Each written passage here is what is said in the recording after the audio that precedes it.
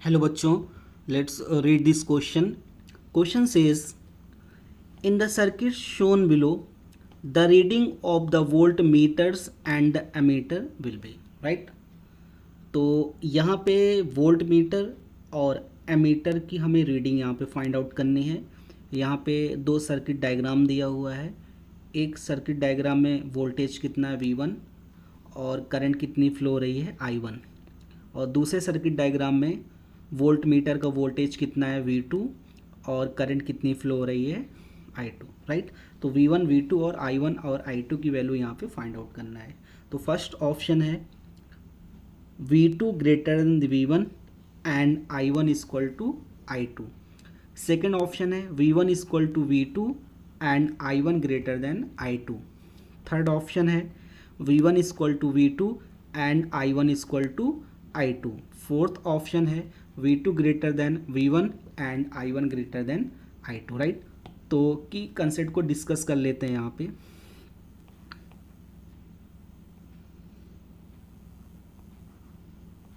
की concept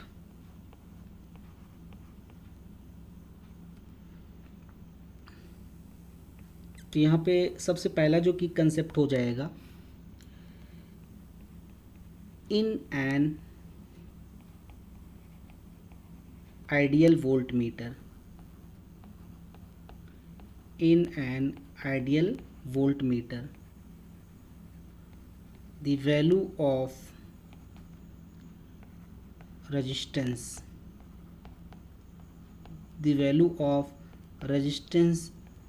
is equal to infinity right. अगर कोई भी यहाँ पे अगर हमें रेजिस्टेंस दिया अगर कोई भी आइडियल वोल्टमीटर दिया है तो उसका रेजिस्टेंस आइडियल वोल्टमीटर का कितना होता है, इन्फिनिटी होता है. ये सबसे पहला की कंसेप्ट हो गया. सेकंड की कंसेप्ट हो जाएगा, in an ideal ammeter, in an ideal ammeter right, resistance R equal to 0. तो अगर कोई भी आइडियल एमीटर दिया हुआ है तो रेजिस्टेंस R की वैल्यू यहाँ पे कितनी होती है, 0. तो इसकी कंसेप्ट की हेल्प से अब इस क्वेश्चन को सॉल्व करते हैं. यहाँ पे अगर डायग्राम फर्स्ट की बात करेंगे तो यहाँ पे अगर फर्स्ट डायग्राम की यहाँ पे अगर बात करते हैं, ये देखो ये वाला फर्स्ट डायग्राम. तो यहाँ पे रेजिस्टेंस कितना दिया हुआ है, 10 ओम.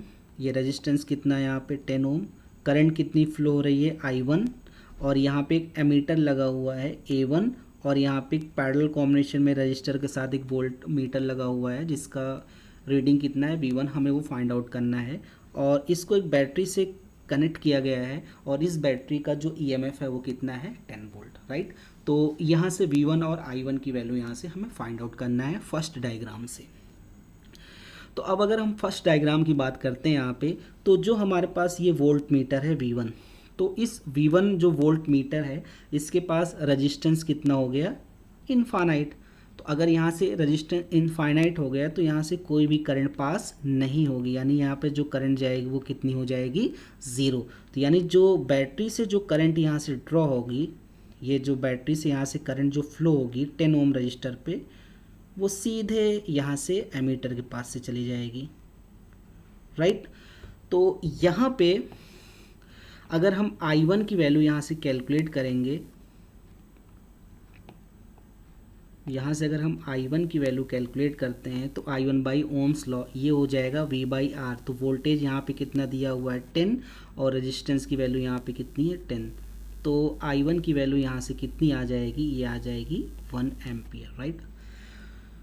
अब V1 की वैल्यू कैलकुलेट करेंगे तो V1 की जो वैल्यू आ जाएगी वो आ जाएगी by Ohm's law I1 into R. तो इसका रेजिस्टेंस कितना है, 10. तो I1 की वैल्यू हमने यहाँ पे कितनी कैलकुलेट की है, 1 एम्पियर. तो ये कितना हो जाएगा, 10 वोल्ट राइट. तो V1 की वैल्यू यहाँ पे कितनी आ गई, 10 वोल्ट.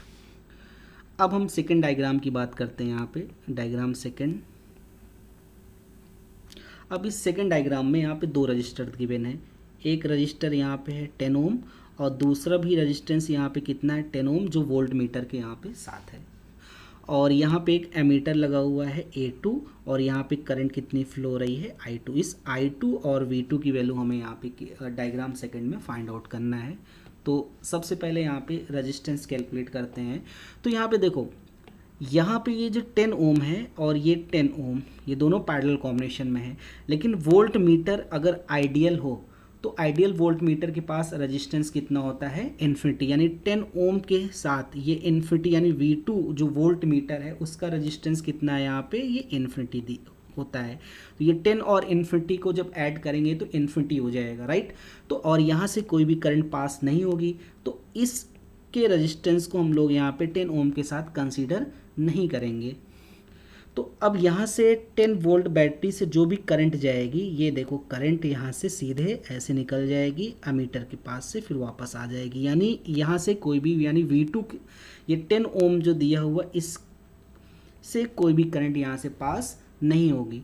अब हम यहाँ पे I2 की वैल्यू कैलकुलेट करेंगे। तो I2 इक्वल टू हो जाएगा V/R। तो V की वैल्यू यहाँ पे कितनी है 10 और नेट रेजिस्टेंस यहाँ पे कितना हो जाएगा 10 ओम। तो यहाँ से नेट रेजिस्टेंस यहाँ से कितना हो गया, ये 10 ओम। तो यहाँ से 10 से डिवाइड कर देंगे तो यहाँ से I2 की वैल्यू यहाँ से कितनी आ जाएगी 1 एम्पियर। अब V2 की वैल्यू कैलकुलेट करते हैं। V2 इक्वल टू हो जाएगा I2 इंटू आर। आर की वैल्यू यहाँ पे कितनी है 10, तो ये भी हो जाएगा 10 वोल्ट, राइट। तो V2 की वैल्यू यहाँ पे कितनी आ गई 10 वोल्ट, right. So final answer is V1 equal to 10 volt and I1 equal to 1 ampere. Similarly, I2 is equal to 1 ampere and V2 is equal to 10 volt, right. And third option is the correct option. Hope you understood it well. Best of luck.